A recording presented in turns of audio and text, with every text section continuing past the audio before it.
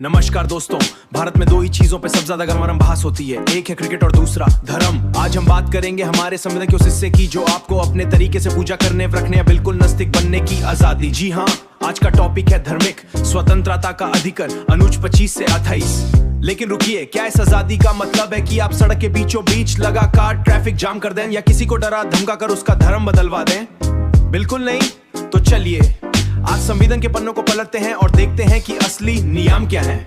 बिना किसी देरी के लेट्स स्टार्ट। शुरुआत करते हैं आर्टिकल 25 से। ये आर्टिकल हर व्यक्ति, चाहे वो नागरिक हो या विदेशी, को 4 पावरफुल चीजें देता है। मानने का अधिकार, अपने धर्म विश्वास को खुल्लम खुल्ला घोषित कर सकते हैं। आचरण करने का अधिकार, पूजा करने का अधिकार, पूजा नमस अरदास प्रार्थना धर्म के रीति रिवाज निभा सकते हैं। प्रचार करने का अधिकार, अपने धर्म की अच्छी बातें दूसरों को बता सकते हैं। लेकिन पिक्चर अभी बाकी है मेरे दोस्त। संविधान ने यहाँ एक बड़ा सा बोर्ड लगा दिया है। आपकी इस आजादी पर 3 बड़े ब्रेक लगे हैं, व्यवस्था, नैतिकता और स्वास्थ्य। मतलब आप ये नहीं कह सकते कि मेरे सपने बाबा आए थे, उन्होंने कहा है कि आज पड़ोसी की बलि देनी है। ये इलीगल है। आप सड़क जाम करके पब्लिक ऑर्डर नहीं बिगाड़ सकते। और हेल्थ मतलब किसी तांत्रिक के चक्कर में आकर जहर नहीं पी सकते। समझ गए ना? अब आते हैं आर्टिकल 26 पर। आर्टिकल 25 अकेले इंसान के लिए था, लेकिन 26 धार्मिक समूहों या संस्थाओं के लिए है। अगर आप और आपके दोस्त मिलकर कोई ट्रस्ट या संस्था खोलना चाहते हैं तो ये आर्टिकल आपका दोस्त है। इसमें आपको 4 अधिकार मिलते हैं: प्रबंध, मैनेजमेंट, संपत्ति का अधिकार, प्रशासन मतलब आप चंदा इकट्ठा करके अपनी संस्था के लिए जमीन खरीद सकते हैं। लेकिन याद रहे, मैनेजमेंट का मतलब ये नहीं कि आप कानून से ऊपर हो गए, नियम तो देश के ही चलेंगे। अब बात करते हैं पैसों की। आर्टिकल 27 ये कहता है कि सरकार आपसे कोई ऐसा टैक्स जबरदस्त नहीं वसूल सकती जिसका सारा पैसा किसी एक खास धर्म के प्रमोशन लगाया जा रहा हो। मतलब हमारा देश सेक्युलर धर्मनिरपेक्ष है। सरकार का कोई अपना धर्म नहीं है। आपके टैक्स का पैसा भी धर्मों के विकास या रखरखाव में इस्तेमाल हो सकता है, लेकिन किसी एक पर नहीं। यहाँ एक ट्विस्ट है, सरकार टैक्स नहीं ले सकती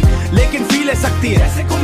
जैसे कुंभ मेला यात्रा के दौरान सुरक्षा और सुविधाओं के लिए जो पैसा लेती है वो फी है, टैक्स नहीं, क्योंकि उसके बदले में आपको सर्विस मिल रही है। एग्जाम में ये सवाल फंसा देता है, इसलिए इसे दिमाग में छप लो। Last but not the least, article 28। School और कॉलेज में की पढ़ाई होगी यानी। आई से 3 सिंपल पॉइंट्स में समझते हैं। पूरी तरह सरकारी जो स्कूल्स ऑफ सरकार के पैसे से चलते हैं, वहाँ कोई भी धार्मिक शिक्षा नहीं दी। सरकार द्वारा मेधाप्राप्य सहायता प्रेप स्कूल, यहाँ धार्मिक शिक्षा शामिल होने के लिए मजबूर नहीं किया जा सकता। धार्मिक ट्रस्ट द्वारा बनाए स्कूल, जो स्कूल बने किसी ट्रस्ट के तहत, वहाँ धार्मिक कुल दी जा सकती है। तो अगर आप किसी सरकारी पढ़ते हैं तो कोई आपको जबरदस्ती किसी खास धर्म की प्रार्थना गाने के मजबूर नहीं कर सकता। तो दोस्तों, ये था हमारा आर्टिकल 25 से 30 तक का सफर। आसान भाषा में कहें तो संविधान कहता है इस वीडियो को लाइक जीने दो अपने दोस्तों, खासकर उन लोगों से यूनिवर्सिटी से संविधान करो और देश के कानूनों का समझ करें। और हाँ, ऐसी ही शानदार और इन-डेप्थ वीडियोस के लिए चैनल को सब्सक्राइब करना भूलें नहीं।